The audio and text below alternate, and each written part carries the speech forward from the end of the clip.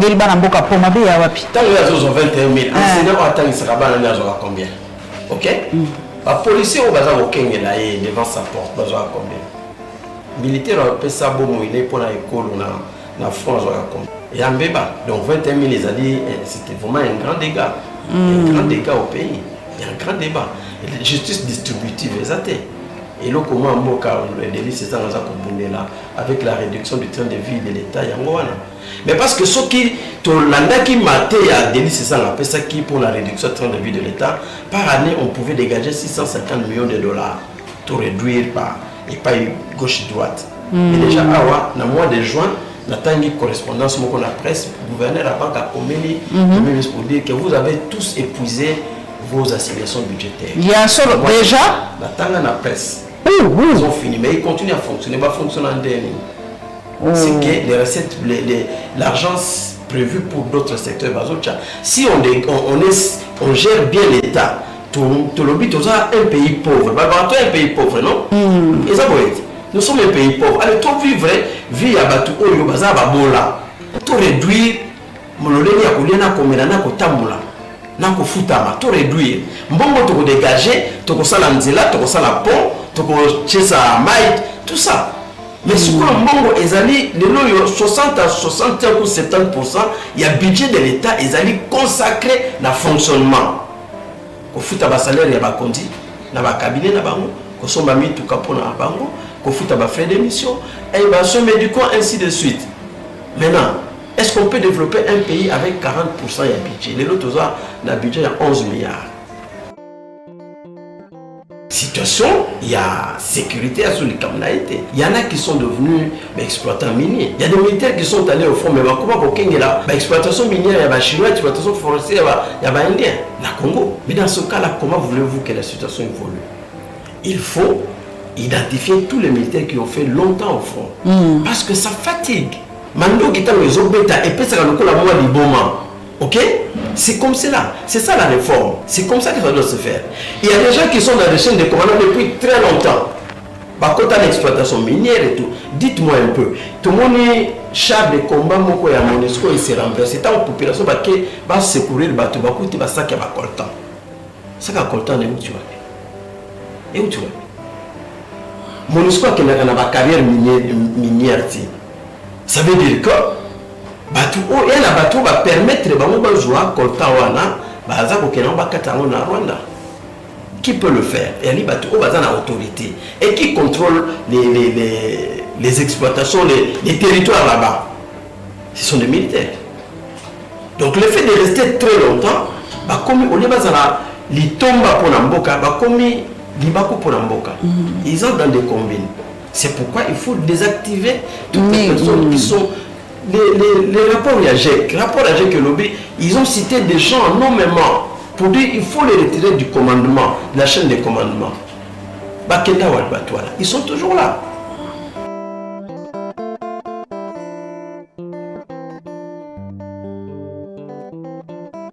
Cela mon abino bandeko esengo mingi ya kukuta na bino lisusu après quelques jours passés kuna na kolwezi na mboka laba oyo tokendaki kotala ba réalisation ya mama Fifi Masuka ma mosala ndenge ezali kosala makuna na lwalaba to palper en tout cas du doigt réalité à terrain bomona ki bilili bomona ki ba tweet bomona ki ba reportage nyonso équipe mobimbe salaki na profiter pe na pesa bango nyonso mbote mingi esika bazali. Lelo na koyambela bino mwana mboka Zéphiré Makambo azali secrétaire permanent et chargé à formation et cadre na partie en vol. Et c'est mingi papa ya koyamba yo na asololi lelo. Merci beaucoup maman Paulette. Là pour la CPL kokuta na lelo. La commission ba lebele. Mais il y a les possibilités de continuer à pisser sur un œil. Là, mon papa, vous avez chargé à formation à cadre. Il dit que mon père, ça rapporte pas les soins. Il y a le quoi, mon papa, il y a le quoi, bon, ça, tu as le lavage de cerveau, ton ethnie. Bon, qu'on peut ça, tous les sons qu'on lavait, c'est volontiers. Mais qu'on l'a qui ça, Banamboka, l'ingénieur, c'est ce qu'on salime.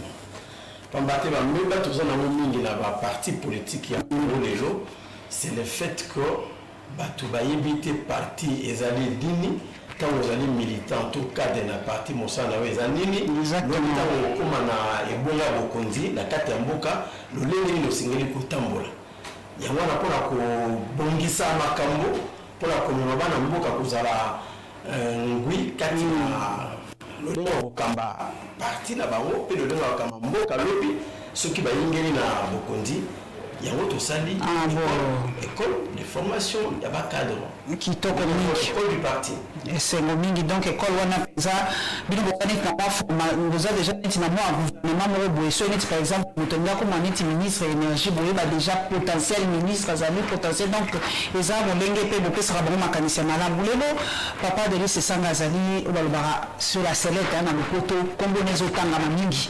lelo toyebi ke bakozele basali commission mobimba na assemblée nationale mpona likambo oyo bango na papa kasekwa napesi bakombote mingi na likambo ya émolima ya badepute bana mboka balobi na tuna yo papa sesanga koriske balongola ye comme député risque ya suka mpenza yango wana bon biso na vol lelo na mokambi na biso honorable président Delis Sesanga toza na kobanga ata moke te na likambo oyo wana pamba te soki otali Delis Sesanga août mars 2019 asengaki ete lolenge ya kodepense misolo ya mboka esalema na bwania oyo tobengi na lopoto la réduction du train de vie des institutions pamba te soki otali lelo oyo misolo nyonso baza kokongola tobeti maboko pamba te toyoki ete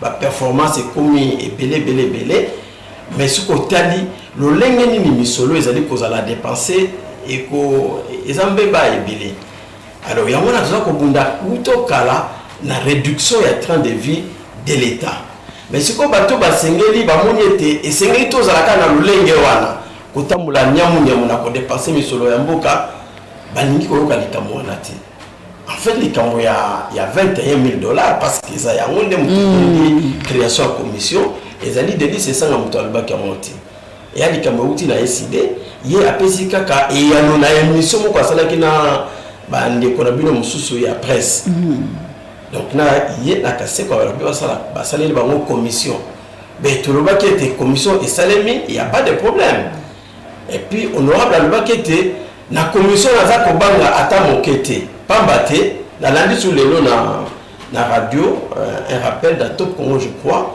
honorable kaseko alobi misolo nyonso bafutaka ye ezala ba visible ezala ba invisible oza d'abord mbeba pamba te député national azali moto auti pa ya peuple asengeli kosala bakanyoso na transparence mais bazwakana ba visible na ba invisible ba relevé bancaire nyonso ezali honorable président la biso alobaki ete ye aza na kobanga ata moke te na lopoto abaki je suis serein tokende na commission d'enquête et d'audition mais commission d'audition wana ekosalema lolenge plénière esalemaka mpona kocréer yango lobi po asalaki plénière pour plénière mayelaki moso bandimi lobi bandimi kosala commission alors c'est dans des séances publiques il y a plénière il y a parlement tosengi toza koexige balobi mosusu ezala kutu retransmis na télévision absolument soki olandi peuple congolais à travers l'ensemble du pays balobi makambo na makambo motuya biso toza kokufa nzala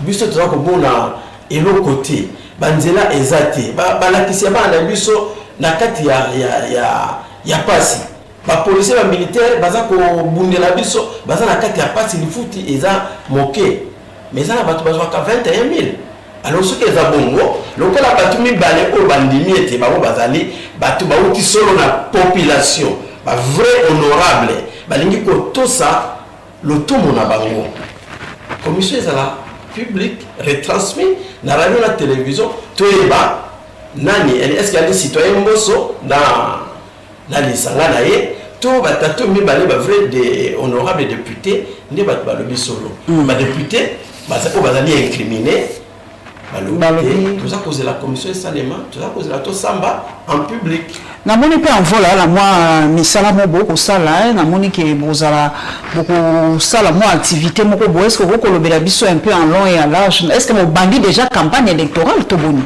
Maman Paulette. Ils ont une activité, c'est l'activité monnaie. Ah, ça peut être monnaie, hein? Bon, excusez-moi, il y a la quantité qui a moi, ni moi. Ils sont ici, bateau, sala en vol, fondateur.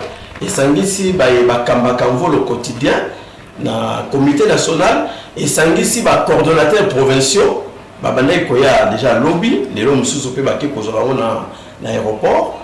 Mais sous le paquet, il y a un peu et sangisi na ba fédéraux ba sectionnaires et activités ensemble ba cadre et parti tout bien un bureau politique élargi donc to ko ba le poto et y a une convention pas maté ils allaient un bureau politique ali organe restreint et sangisaka une catégorie bien choisie il y a ba délégué mais oyo et sangisi na ba outil province il y a le sous bureau politique ordinaire comme convention. Alors, tu as préparé mon nayo azako loba sikawa makamona ndé fani na moto na ye. Na moto na ye c'est un grand travail pour la ligne bureau. Objectif est aligné. Objectif est aligné. Mais tu vois qui élection en 2018 à la sortie élection de la bureau politique en juillet 2019.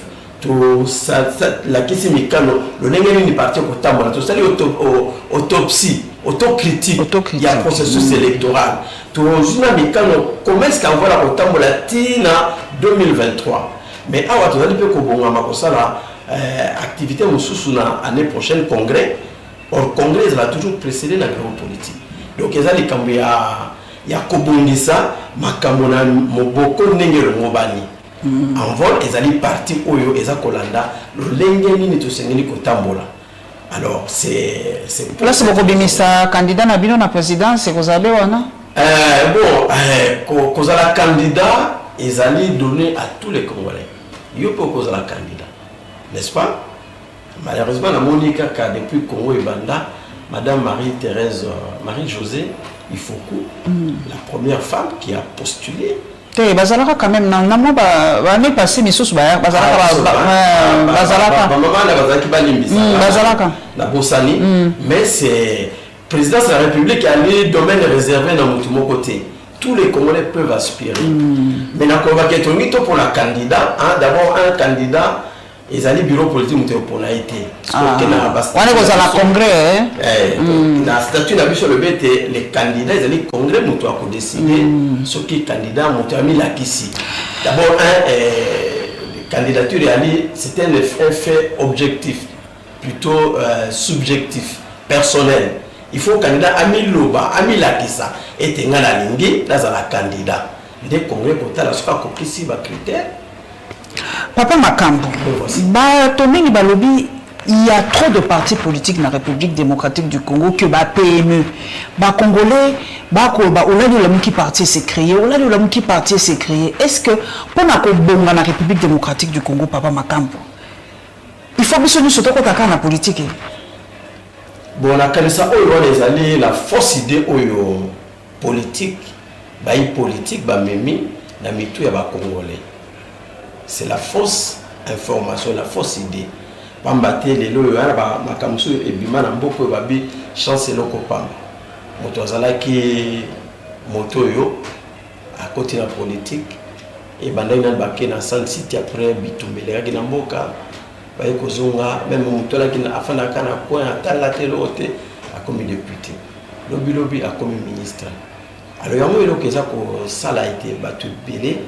Comme on a il y a pété pour la kubonga et ça politique alors que ça bon côté politique est idéal politique est le côté que na kei kokota politique pour na comme moto ya mbongo pour la bonga politique est na quelle la politique pas battre na makanisi ya quoi porter pour na kubonga ya mboka na ngai c'est ça que les gens ne comprennent pas alors le coup la culture assez générale oyo et fandi na mitu ya ba congolais bamoni ete bato ebele balaki bato oyo metant bakoti na politique bazwi occasion bakomi na bozwi yango nde etindiki bakongole bakanisa modele wana alors que politique ntango oke na politique oza na biloko oyo oza nango oyo nzambe apesa yo mpona communauté na yo ekolo na yo la preuve c'est que okomona lelo baza awa lobi bakomi awa lobi kuna baza awa baza kolanda nini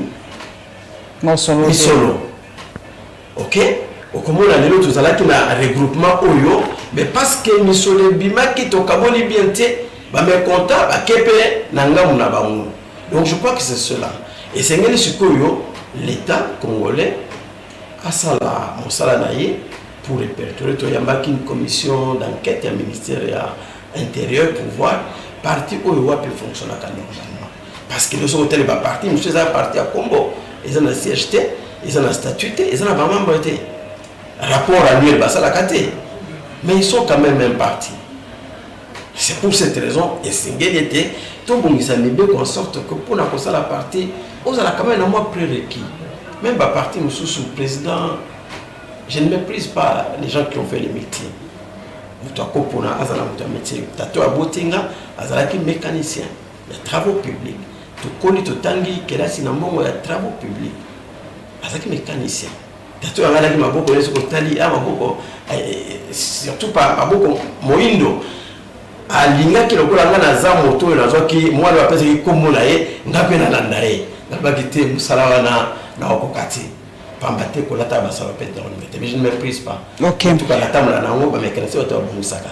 Mais je crois que l'état a singeli ko tchaba standard o lo ngobani na tina été ko sala partie ko tambisa il faut ko landa ko tala même ndenge ni bo fonctionnaka. Est-ce que vous avez un budget? Est-ce que vous avez un siège? Est-ce que vous avez un siège? Est-ce que vous avez un réunion? Est-ce que vous avez un rapport ko la kisa? Mokolo commission ya intérieur de yake pa inabiso batuni rapport to pesi na rapport ya comité national na rapport ya ba coordination provinciale na ba rapport ya fédération ba bien mais to bando kanisa ke ba kambeza modèle wana te depuis nous faisons le travail selon que la loi l'exige.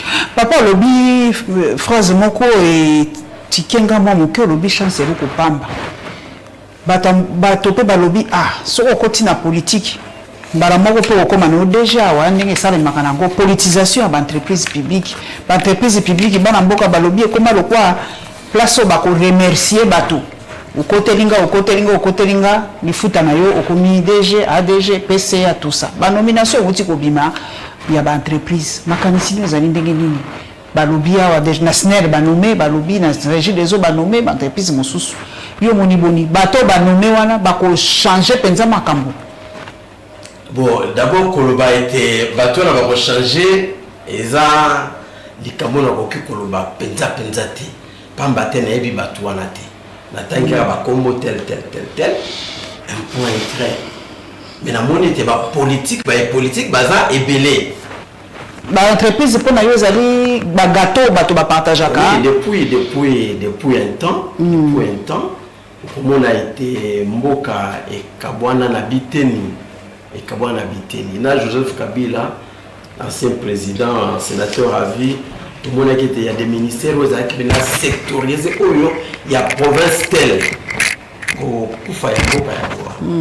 Une entreprise, logiquement, tu vois que jamais monté à l'outil à l'Ibanda, à une philosophie entreprise, tu peux savoir gestion d'entreprise. Il y a des politiciens, il y a des entreprises, il y a une philosophie, il y a une SNEL.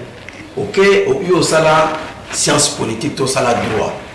Comme DG à SNEL. Il y a la SNEL parce que SNEL est allé réseau.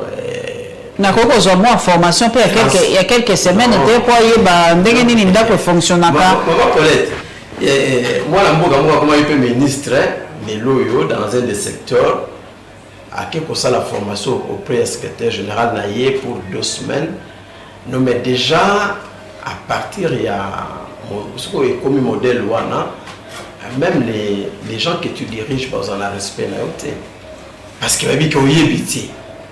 Alors, ceux qui sont méchants, ils vont te faire des choses méchantes.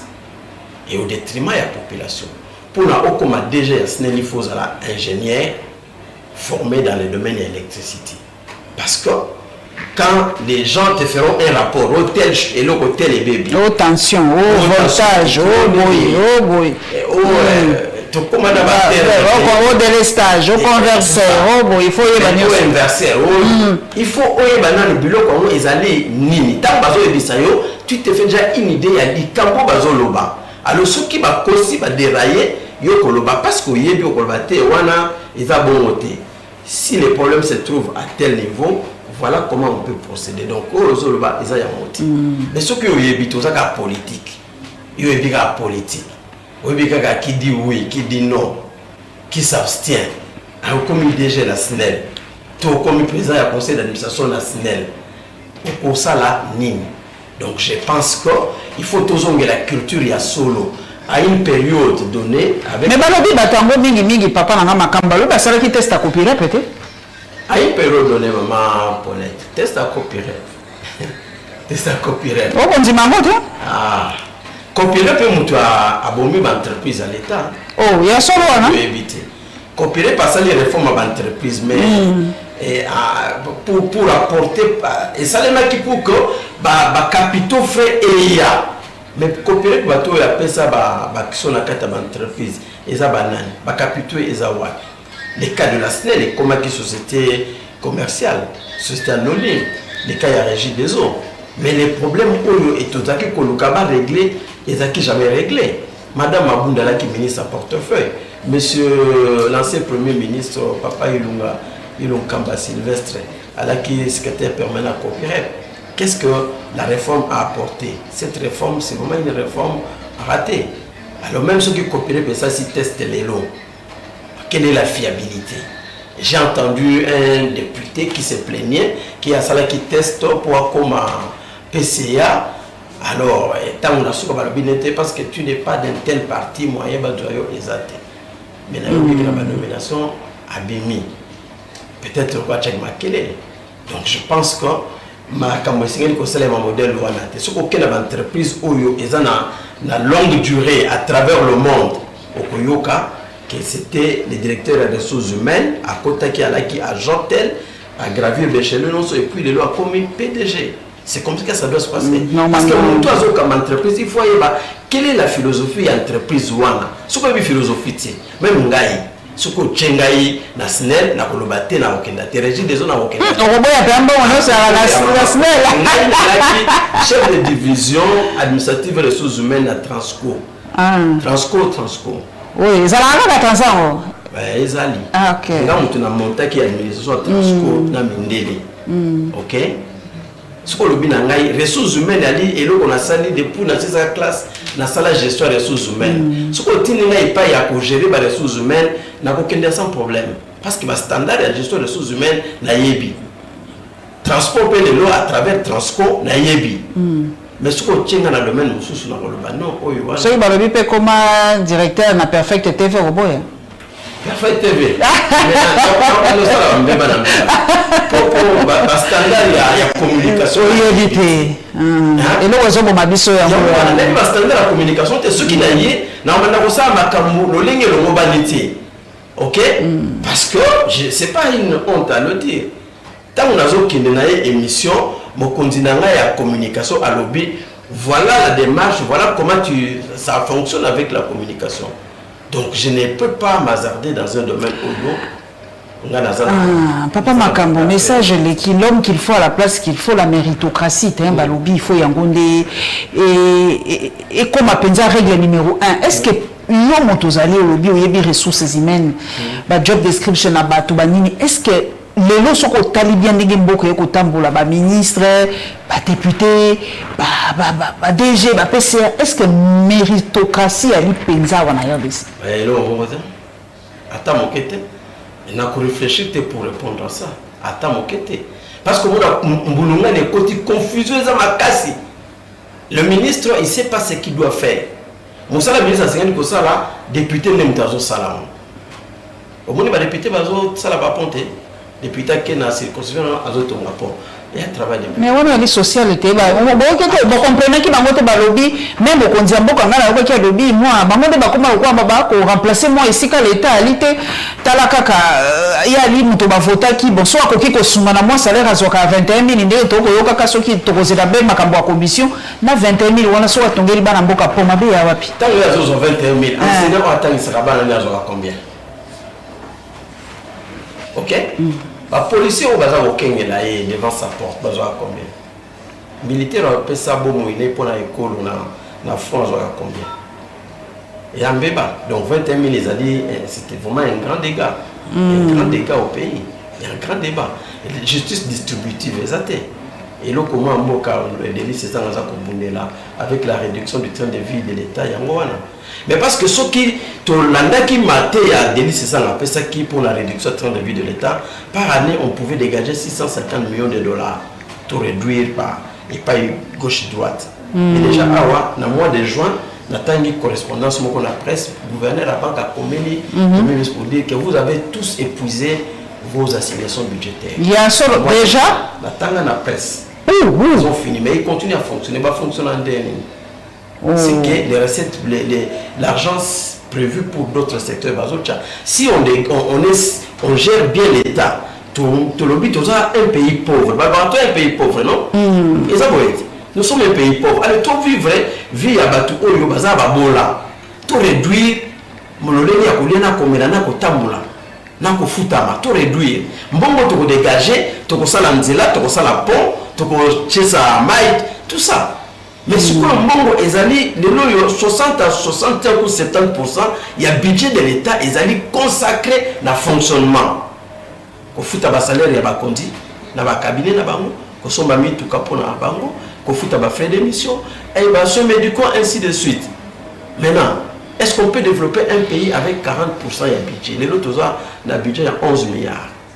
Et Mathieu, même la Kivu, on a place, il y a état de la province, état de siège, donc état de siège, il y a état de siège qui parle de état de siège qui parle de sécurité. Donc ça c'est une parenthèse. Papa. Mbongo mati, mais ce que vous mbongo mati na lobby na yoko 60% ou 70% ya mbongo nous mbongo za ko produire ezo kende na kolia na libumu parce que ce qu'on futi ba salaire eza pour bana la to kolia ba nini n'est-ce pas tant ba futi ba fait des missions eza pour nini ka pour na kolia tant ba so mi tuka ye déplacer ba tout ba singeli ko sala pour l'état donc 70% 11 millions à combien? Tout qui est à peu près 7 millions et demi, 8 millions, 8 milliards. Qu'est-ce qui reste pour le développement? Qu'est-ce qui reste pour le développement? 3 milliards et demi, 4 milliards. Impossible. La situation de Zaga, Kabila, il y a budget, il y a un qui est affecté. Et le projet ne se trouve pas papa, impossible. Impossible. Tout le modèle 3 milliards de c'est vraiment dans l'océan. Pour développer Kinshasa, peut-être 3 milliards pour Kinshasa comme une ville. Pour Kinshasa vérité, Kinshasa Bourgade, et le Mokubu, ils ont un sens, ils ont un combo. Parce que tu ne peux pas circuler à Kinshasa. Déjà, Mboula Père est bandit, comme il a matata, comme il a matata, ce qui va Mboula Moké, Betty, qui ça c'est Zindi. La Belge Batikaka. Ouais, ben, c'est ce créé. Et pourtant, surtout avec la discipline dans la gestion, tu peux créer des voies secondaires, bambouteillage. Pour que Mananda Kunayo, au centre-ville, 3h, 4h. Pourquoi? Parce que au coup de conducteur et éducation civique exacte et police fait monter les landabango à landagale sous-souté donc nous n'avons ça la lolenge ya lingi. C'est pour cette raison-là il faut qu'on rentre dans la discipline de gestion. Okay. Dans la discipline de gestion. Tout le monde ça, standard. Tout le monde est un pays pauvre. Tout considérer statut il y a beaucoup là. Alors tout ça. Ils sont potentiellement riches. Il faut que ça va tout qu'on est pauvre. Le classement par rapport il y a autour de Masuka, je crois Banque mondiale, ceux qui n'y balobi toza penza na indice à pauvreté à Souka. Na Souka. Je crois parmi les derniers pays penza où ils sont pauvres. Na mukila, notre ben na mukila. Mais ce qu'on richesse dans tout ça va. Parce que vous mémoire mboka et sengélete ba mboka bazala batu oyo baza kobika na lolenge et sengeli.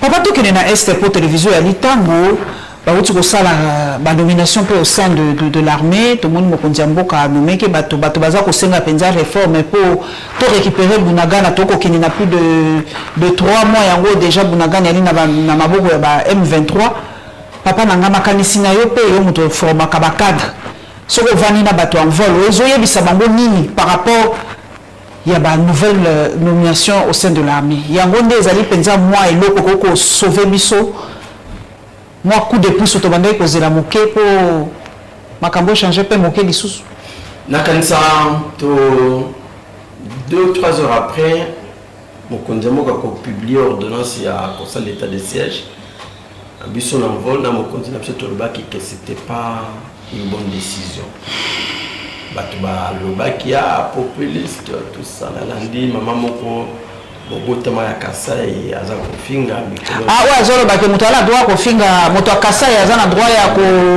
non Kasai aza congolais et Kassaïen c'est un que balobi ezali pas na bino ezali mot de passe hein donc tout Kassaïen est obligé de soutenir le président de la République c'est ça la formule quoi. Non je crois que c'est une façon mais bazoti ka le babilo kwa ndengo wana mais soki bato mususu ya province balobi ndenge wana bokangi bato pour la tribalisme comment on laisse des phrases comme ça entrer dans la tête des gens pour la nini mwana mwasi wana balobaka na ye le côté batindelaka ye convocation te na UNPC balobaka na bango eloko moko te voilà na kozonga na likambo na ye ngana salaka solidarité na bozoba te na kozonga la likambo ya mama wana ya ndeko wana ndeko mwasi wana mais t'as déjà tolobaki 2 heures après publication c'était pas la bonne orientation finga kibiso mais là tout le monde constate l'autre ça je crois on a 18 mois de publication d'état de siège quelle est la solution qui a été trouvée exactement bunagana Rwandais comme le gouvernement dit na M23 appuyé par le Rwanda bazu bunagana pendant l'état de siège puis en Nord Kivu pendant l'état de siège ça veut dire que l'état de siège n'a pas apporté la solution au problème d'insécurité. Mais Matisse va recette quand même. Bisso opinion la bisso ezalaki était il faut tout ça la réforme ya armée na ba service de sécurité nyonso. Naza spécialiste militaire mais toujours est-il que même sur otani ba rapport na rapport mapping na rapport ya groupe d'études sur le Congo ba tout nous va proposer tout ça la réforme est Nicolobani. La nomination est allée par la réforme interne. Toujours Paulette à l'honneur à Toché wana, toujours Zéphira Zoni pas Paulette Azalaki, toujours Charlie Akiwana, tout ça non, ça c'est pas la réforme. La réforme ça voudrait dire qu'il faut fondamentalement refaire les les ressources humaines donc basa la nini ba changer ba chaîne de commandement ba kotisa bato asika basa la nini maman regardez les militaires basés dans le front, il y a des militaires qui sont au front depuis 10 ans. Hein? 10 ans? Oui. Très longtemps. Oui. Les militaires, dans les réseaux, tout ça, on a demandé que les militaires, en principe, quand on a spécialisé militaire, okay. Mais je donne mon avis. En tant que Moutogera Kabato. Quand tu envoies un militaire, même fonctionnaire, mon père était fonctionnaire. Les fonctionnaires, les militaires, les policiers, les magistrats, autant on va tirer la position, il a 3 ans. 3 ans. Parce que sur 3 ans, il y a l'équipe, magistrat, les fonctionnaires, ils ont 3 ans. Ok? Même militaire, la situation normale, il a 3 ans. Après 3 ans, il faut le déplacer. Sinon, tu es habitué à Robotam. Mais le militaire, on a front depuis Kala, à comment chef coutumier.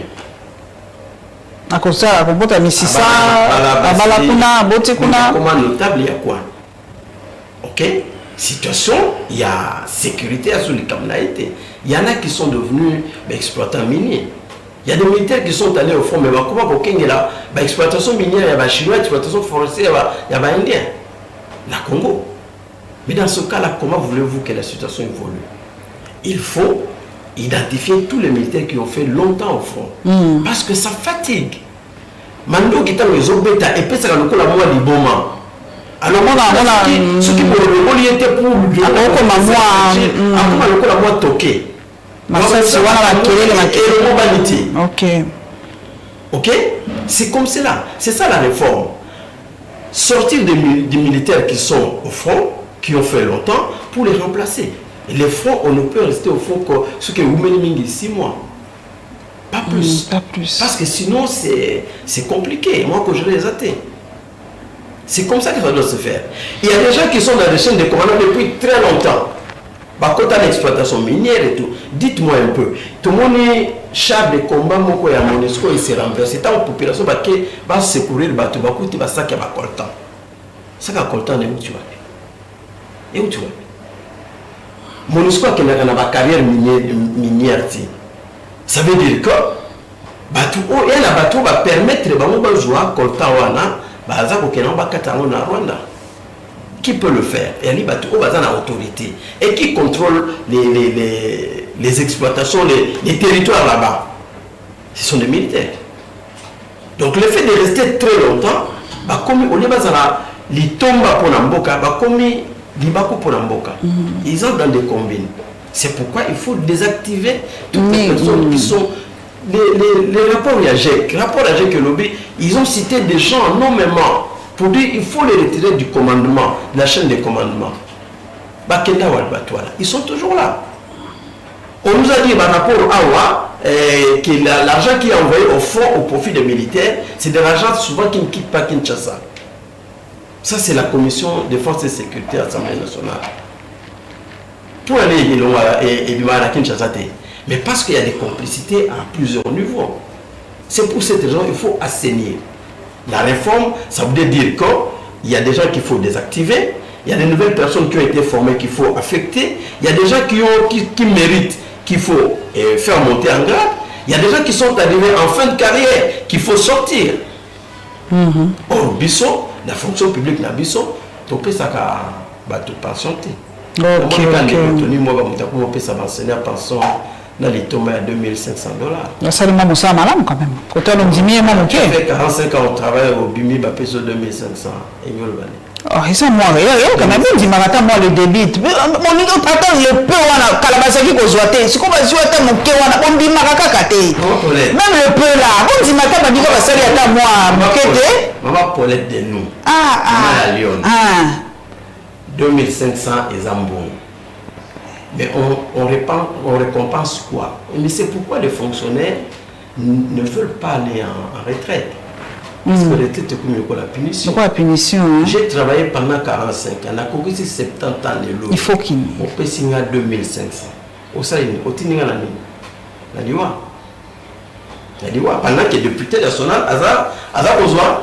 Attends, ça c'est la commission. Maintenant, moi, le but est à 21 000. On va rater. On va pas les athées. Il y a solo. Et comment on va les athées?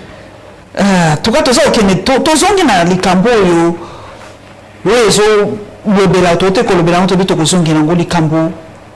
Il y a Kassai. Oh, et le ban, n'a pas ni biso, tu réfléchis, na moto alima, na boania. Balobi, ils ont la norme. Que tout Kassaïen doit impérativement soutenir le président de la République. Ce que vous Kassaïen soutenir, il était au pays, vous avez Kassaïen. Dès que c'est ça, Ngali Kassaïen. À soutenir mon Konzambo Kate. Balobi peut pas voter les sous-soutenir pour voter qui sous les labels, la houlette, il y a Félix Antoine Tshisekedi. C'est quoi? On a dit tribalisme était tout benga ngolini. Ce que ça tribalisme était tout benga ngolini. Bon, déjà dans ce qui c'est quoi chaque province, balobi ngai pe na ko soutenir yete pour na zape mutakasa ite. Na ko soutenir pe moto ya ngai. Chaque bandundwa est obligé de soutenir moto ya grand bandundu. Chaque Katanga est obligé de soutenir celui du grand Katanga. Chaque grand Équateur est obligé de soutenir. Est-ce que bino bozo ko pesa bato message ce qui bato mosusu bazongi c'est bino bokomi ba tribaliste. Boko mona te ke boko ba langage wana boko sanctionner ngote bato mosusu bako sepa na ba langage ndingwana. Quand ce sont les Kassaïens ça passe. Quand c'est une Kassaïenne qui parle ça passe. Mais ceux qui comme mutu sont comme tribaliste, comme pangistanais, comme boya, comme nous. Nous allons moto aboigner. Si quoi papa de lui c'est ça, comme nini anti-Kassaïen. Bon, je pense que. Qu'est-ce que c'est grave, mais la gravité la beauté, mais biso bato toi la biso bato Kassaïen était au gros monde grave. Et maman Paulette, je pense que la République démocratique du Congo est allée d'abord avec les bossos les canissi avant comment matérialiser. Et le coup va bien république, il y a des locaux états mon valeur. Des valeurs. Il faut tous bateau, il y a tout ça va valeur. La constitution coûte la république et lobby l'exclusion, le racisme, le tribalisme sont des fléaux. La constitution interdit qu'on puisse se replier Tout ça là, ce qu'on peut appeler les replis identitaires. C'est un fléau. Ils ont fléau. Ils ont koufa yamboka. Il y a koufa mboka. Langage wana, il y a ni langage n'a qui jamais encouragé. Jamais. Et je sais que le chef de l'État, il n'est pas comme ça. Mais il y a des gens qui veulent lui faire porter ça. On peut dire son entourage. Tout le monde a Délis Sesanga. Délis Sesanga a été député en 2006. Etienne Tshisekedi, Félix Tshisekedi n'était pas candidat. C'est l'un des meilleurs élus. Il y a République, en 2006. Je crois Vital Kamer, Yaliboso, Délis Sesanga Mibali. Et dans tous les camps Kassai, il n'y a aucun qui a fait les scores que Délis a fait. En 2011, Etienne Tshisekedi est candidat. Et candidature, on ne pas une ambition. C'est nous avons dit il faut tout ça là, une union autour de la candidature, parce que tu es les jokers qui peuvent nous aider à vaincre Kabila. Mais l'élection est l'équipe modèle et les kaki. Délis Sesanga, c'est encore l'un des meilleurs élus. Ça voudrait dire qu'avec ou sans Félix, il va être élu. Je ne vois pas pourquoi il ne va pas être élu. À moins qu'on dise, qu'on donne des instructions claires. La commission électorale pour dire Moutouana, jamais d'élection pour la Moutouana. Oui, vous pouvez continuer. Et pas une abandon consigne Pessama. Consigne Pessama. Non, mais ça ne peut pas se faire comme ça. On ne peut pas faire un repli identitaire. On ne peut pas se replier sur son identité tribo-clanique. C'est un retard. Le monde est en train de devenir un petit village. Nous sommes tous citoyens du monde. Mais c'est un retard. C'est un retard. Mais comment le message en Dingwana, on ne l'interpelle pas, on ne le sanctionne pas, on ne dit rien. C'est quoi parce que c'est une Kassaïenne. Si moi j'aurais été arrêté et j'aurais été convoqué. On a de ceux qui gèrent votre secteur. Voilà, le secteur de la communication. Ça dépend de ceux qui gèrent le secteur de la communication. Qu'est-ce qu'ils font? Il y a un ministère, il y a le CESAC, n'est-ce pas? Commission. Oui, c'est ouvert au Conseil supérieur de l'audiovisuel. Il y a le CESAC. C'est à eux de prendre les responsabilités pour relever, interpeller des gens qui ont ce genre de propos. Parce que ces propos-là sont des propos séparatistes. Et vous ne pouvez pas dire à quelqu'un qui réfléchit, qui a une tête, qui a une réflexion, qui a une vision, qui a des ambitions, il ne faut pas les cloisonner à Bio, il faut caca. Non, ça ne va pas. Ça ne va pas. Ça ne va pas. Et cette personne, si nous faisons les choses sérieusement, cette personne doit être interpellée. Ce cas des journalistes, il faut l'amener à réparer les torts qu'il a commis. Parce que c'est un tort qui est commis à l'égard d'un compatriote, Mwanamboka. Il est député de Délis Sesanga. Et tout ce que Délis Sesanga a fait dans ce pays, Délis Sesanga ne va pas seulement parler des choses qui se passent au Kasaï, non, c'est surtout le Congo. Aujourd'hui, Nabal Dundawa a la moto. Mais où sont passés les députés nationaux provinciaux, députés nationaux à Bandundu, députés provinciaux à Koulou, comme on a mal ils sont passés. Mais Délis Sesanga, c'est lui qui a fait la question orale avec débat au ministre de l'Intérieur. Il a un mandat national. Donc, sur ce qui se passe dans le pays, s'il est au courant d'une situation, il a les droits d'interpeller, il a les droits de demander des explications. Et personne n'a compris qu'on stigmatisait parce qu'il n'a pas. Et d'ailleurs, Nzela Wana, à l'époque où Délis Sesanga a fait les tweets pour parler du rail, que la vie du Kasaï central, c'est d'abord le rail, et qu'il y avait menace. Cette personne peut-être ne se documente pas. Quand Délis Sesanga a parlé, il a attiré l'attention des gens. Mais ils sont au gouvernement. Quand on attire votre attention, vous faites quoi? Vous devez réagir. Élection sur 2023, on a une situation papa y a Mutuna Asuka, yo moto abwani au monde en 2023, il faut tout ça on a moins table ronde, tout ça la consensus, tout le cas directement dans l'élection pour papa quand il m'a rassuré biso avec l'élection aux alakak En 2023. Biso ton dimeli maloba papa kadi malobi. Comme papa Denis à l'obus sont dimeli et puis on ne recule pas tout l'élection 2023. Tout yamba qui me colle l'élection. Sans Bounagana ba to aloba tout na yo. Sans Bounagana to c'est l'élection sans Bounagana penza solo. Na kwa moto pe ko pela moto risika muso to ça ndeni. 3 semaines to yambi ba tout yo ba chaki seni en place. Na mona ki bilili. Son éminence de Dokamba avec son groupe, pour parler. Nous allons aux élections. Bounagana, c'est un tout petit problème qu'on peut relever. C'est parce que je crois que les gouvernements voudraient privilégier la voie diplomatique. Mais sinon, ces gens-là sont des gens qui ne comprennent pas les langages diplomatiques. Ils ne comprennent pas. Mais ne comprendre ni ba ko fustiger kasi ndenge Vital Kamerhe a proposé ba dialogue ba ko sepelaté. Non. Mais ne comprendre maloba papa Vital Kamerhe. Non, papa Vital, je crois que nous avons une partie du pays occupée. Ce qu'on dit nous que soit là qu'est-ce qui va arriver? Tu vas dans quelle position? Il y a ma question de faiblesse. Bah on devait une partie à mon cannabis. Ton limite dialogue là on va en position de faiblesse. Donc les choses qu'on va nous demander pour tout recouvrir intégrité territoire, vous allez obligé à couper ça vraiment. Ok? On nous dit que les gens qui sont à Bounagana, ce sont des étrangers, des Rwandais. Alors on va encore prendre des Rwandais pour les déverser dans l'armée des services de sécurité. Non. Alors Rwanda maintenant, dans ce pays, on a connu des élections avec une partie du territoire occupé ou à cause de la sécurité. En 2018,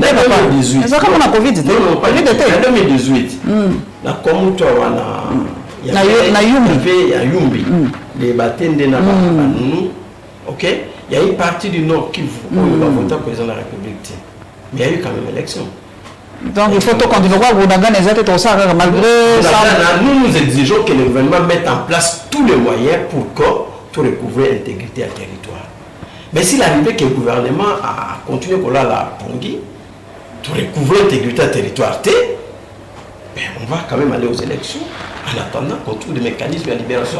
Comme il pense à Souka, il pense que 2 minutes et tikali mutuna Souka par rapport il y a des bouchages, il peut motoboy na partir mon nez quoi en vol, mais le to comme on a balobi, il semblerait que mani wana na lobby yango ndenge wana ya ko débauchaka ba député na ba parti zongi les sous makasi babi les mêmes erreurs au Kabila saki même méthode Kabila salaki yango méthode yango to ko employer les sous kaka lelo est-ce que na kati ya envol ba si ba débaucher quelques députés quelques bato mayele l'ensemble to ko mona ba lobby mingi ba bandi ko longwa déjà hein. Bon, je pense que quand un parti politique a une vision, quelqu'un qui a une orientation à côté d'un parti, l'entrée est libre, la sortie est également libre. Mais sortie en gros, la modèle, il y a sorti, papa. Sortie, par tout côté. Sortie, ce qui est la modèle, c'est débaucher pour affaiblir le parti. Bon, mais on dit toujours les mêmes causes produisent quoi? Les mêmes effets. Les mêmes effets. Donc, s'il y a des gens qui ont fait, si Kabila fait ça, et produisait qui va faire ou produisait qui, ceux qui n'ont pas la ligne, c'est là Kabila à Tambolaki, à Sadiaron. Mais il va récolter la même chose. Merci papa, en tout cas, c'est bon mille ya koyambaye na ebi ke ya dipe mbala suka te na ebi ke tokokuta na papa Zéphirin. Bato kalbali ba Zéphirin. Zéphirin za ba kongo lo Cléophas ba kongo kala wala peza. Papa nous Théogracias. Ce sont les prénoms que nos parents nous donnaient à l'époque. Les Lobala Nicolo, Zaba Pamela, Nani, Bakomba américain, voilà. À chacun, en tout cas, l'époque. Merci papa Zéphirin. Merci Sengomingi, Opesa papa, c'est Sanga Mbote Mingi. Moussala Malam, on a bureau politique, il y a dit beaucoup sala musala malamu na boki mbela soki basi envol bazali ba ko lekapea wana chaise na fauteuil rouge ngala ninga ko sola mingi na basi boya ka bwana kati ya parti politique bali ba onemanté hein bali te bato batiaka maputa soki papa se sanga akoleka na yebike na envol bongo yali to ko senga basi mingi baleka ekosa biso malamu mingi so bali na bureau politique boluka basi baya koleka ekosa biso esengo mingi na pesi pe Maman gouverneur ya Lualaba, maman Fifi Masuka mbote mingi tokomona na mbala ya sima. Merci beaucoup Maman Paulette.